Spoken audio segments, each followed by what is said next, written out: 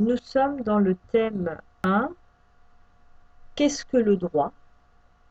Nous allons donc aborder ici dans ce thème le droit et ses fonctions. Nous allons démarrer par le chapitre 1, le droit et ses fonctions. Les personnes morales, ce sont des entreprises, ou les personnes physiques, c'est vous, c'est moi, nous vivons tous dans une société. Mais pour vivre en harmonie dans une société, il faut que des règles existent pour tous, pour vivre harmonieusement ensemble. Car la liberté de l'un s'arrête là où commence celle des autres.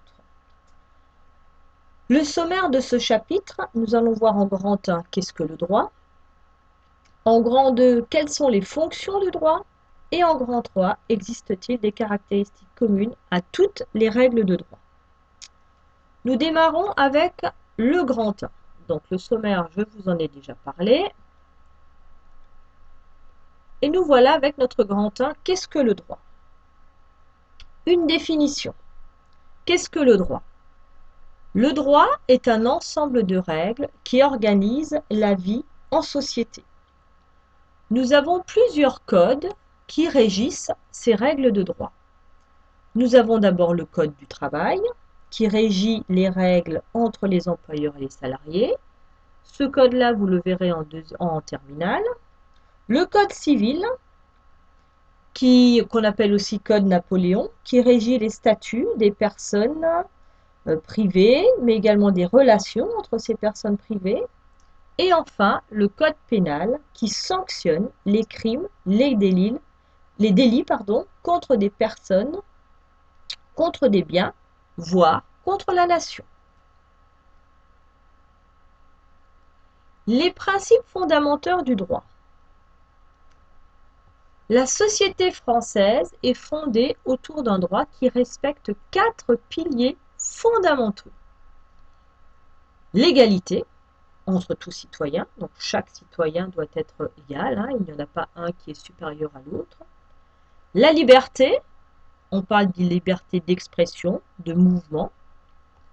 La solidarité, l'aide aux personnes âgées, entre autres, mais c'est également la solidarité lorsqu'effectivement, vous avez des manifestations telles que les Restos du Cœur, telles que le Téléthon. Et la laïcité qui favorise la liberté et l'égalité. Nous allons voir en grand 2 quelles sont les fonctions du droit. Donc le droit, en petit 1, le droit, facteur d'organisation de la société. Le droit organise les rapports entre les hommes vivant en société. Ainsi, il réglemente les rapports familiaux entre les époux, entre les membres d'une même famille, une autorité parentale, une obligation alimentaire, etc. Ainsi que les rapports économiques et sociaux, c'est-à-dire les rapports entre employeurs, salariés, entre membres d'une communauté scolaire.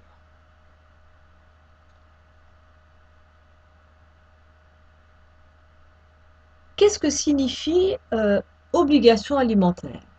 Ça veut dire que vos parents se doivent de subvenir à vos besoins, puisqu'actuellement, vous êtes des lycéens et que pour le moment, vous ne gagnez pas d'argent et donc vos parents se doivent de pouvoir assurer les besoins primaires. L'autorité parentale, donc ça signifie qu'on reconnaît bien, le droit reconnaît, je dirais, à vos parents, le fait qu'ils exercent une autorité sur vous, et ça jusque, j'irai, à votre majorité. Alors, vous allez ici compléter donc ce tableau, et donc vous allez mettre une croix dans les cases, donc qui correspondent aux principes fondamentaux du droit. C'est-à-dire que vous vous trouvez dans un certain nombre, de situations, et à vous de repérer si on parle d'égalité, de liberté et de laïcité. Donc vous mettez une croix dans les cases. En petit 2, nous verrons le droit, facteur de pacification de la société. En prévoyant l'interdiction et la punition de certains comportements constituant des atteintes aux personnes, agression, harcèlement, etc., ou aux biens, le droit permet de prévenir les infractions. En effet, l'existence de la sanction dissuade la majorité des individus de transgresser les règles. Donc transgresser les règles, c'est-à-dire on n'a pas le droit donc d'aller à l'encontre de ce qui est prévu dans la loi, et ce qui donc évite les conflits.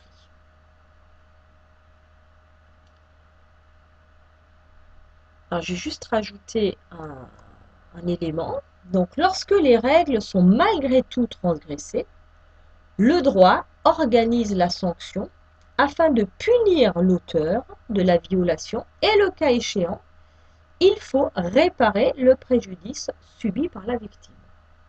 Le droit permet donc de pacifier les relations entre les individus en prévenant ou en réglant les conflits.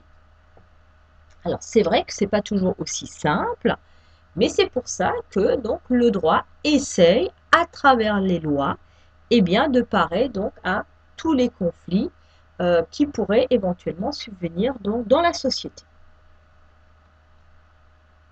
En grand 3, nous verrons, existe-t-il des caractéristiques communes à toutes les règles de droit? Alors, la règle de droit est générale.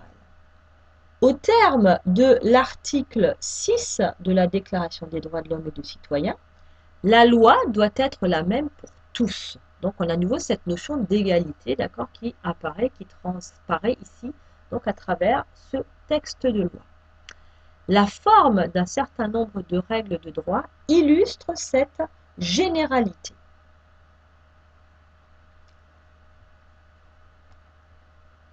Donc, vous avez à votre gauche le petit encart, c'est la Déclaration des droits de l'homme. La règle de droit ne s'applique donc pas à telle ou telle personne nommément désignée, mais à toutes les personnes, sans distinction, ou à une catégorie de personnes déterminées. Par exemple, le droit de vote est accordé uniquement aux personnes majeures. La généralité de la règle de droit est une garantie contre les discriminations individuelles.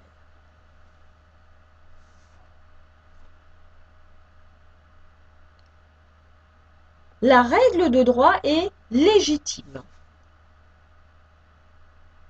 La plupart d'entre nous, nous acceptons de nous soumettre aux règles de droit parce qu'elles sont élaborées par des représentants du peuple.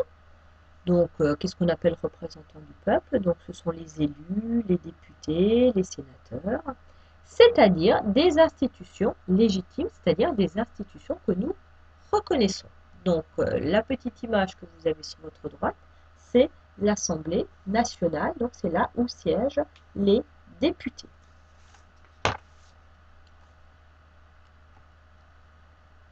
La règle de droit est obligatoire.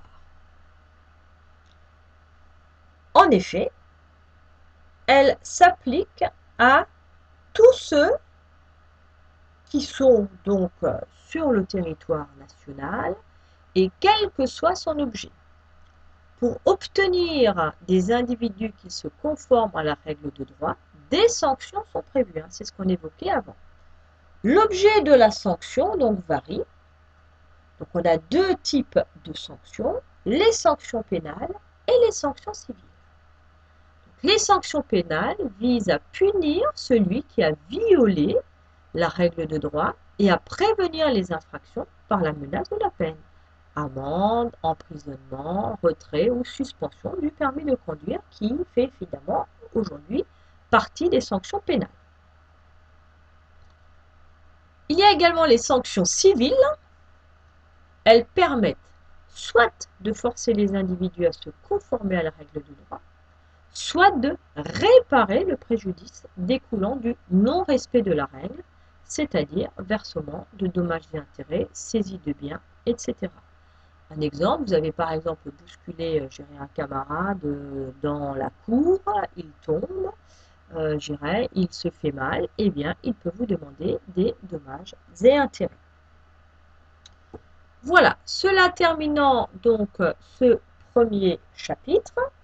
Donc à travers ce chapitre, nous avons vu que pour vivre en harmonie, les individus se doivent de respecter les lois et c'est grâce à ces lois que nous vivons en harmonie dans notre société.